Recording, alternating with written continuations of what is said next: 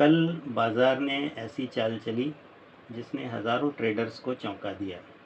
सुबह जब निफ्टी में तेज़ गिरावट आई तो ऐसा लग रहा था कि बाजार और नीचे फिसल सकता है। डर का माहौल था, कमज़ोर हाथ अपने सौदे काट रहे थे और कई लोगों को लगने लगा था कि शायद अब बड़ी गिरावट शुरू हो गई है। लेकिन फिर कुछ ऐसा हुआ जिसने पूरे खेल को बदल दिया। निचले स्तरों पर अचानक खरीदारी शुरू हुई और बाजार में ज़ोरदार वापसी कर ली। यही वजह है कि 4 जून की भविष्यवाणी बनाते समय सिर्फ कुंडली देखना काफ़ी नहीं है, हमें बाजार की वास्तविक चाल को भी समझना होगा। और जब हम 4 जून की केपी फाइनेंशियल एस्ट्रोलॉजी कुंडली को देखते हैं तो एक दिलचस्प तस्वीर सामने आती है।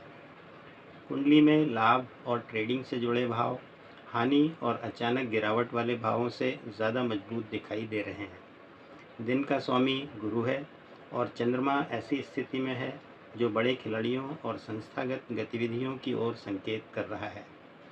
इसका मतलब ये नहीं कि बाजार सीधे ऊपर भाग जाएगा, लेकिन इतना ज़रूर है कि कुंडली फ़िलहाल बड़ी गिरावट का समर्थन नहीं कर रही।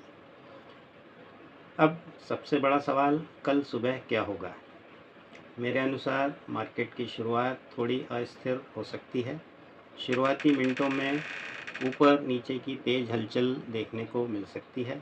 कुछ लोग मुनाफा वसूली करेंगे तो कुछ लोग गिरावट को खरीदने की कोशिश करेंगे। लेकिन यदि निफ्टी शुरुआती दबाव को संभाल लेता है तो लगभग 10 बजे के बाद तस्वीर बदल सकती है।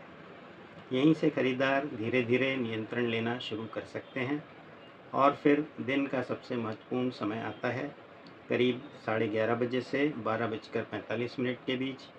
ग्रहों का समर्थन और बाजार की तकनीकी संरचना दोनों एक ही दिशा में दिखाई दे रहे हैं। यही वो समय हो सकता है जब निफ्टी दिन की सबसे मजबूत चाल दिखाए।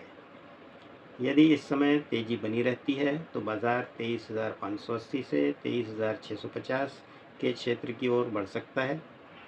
दोपहर में थोड़ी मुनाफा वसूली संभव है, लेकिन फ़िलहाल संकेत ये नहीं कह रहे कि बाजार फिर से बड़े दबाव में आ जाएगा।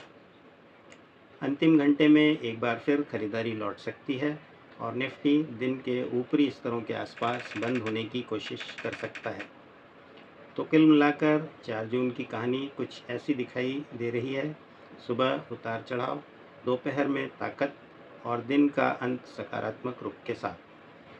अब देखना दिलचस्प होगा, क्या 3 जून की शानदार रिकवरी 4 जून को एक नई तेज़ी की शुरुआत बनती है या फिर बाजार आखिरी समय में कोई नया सरप्राइज़ देता है।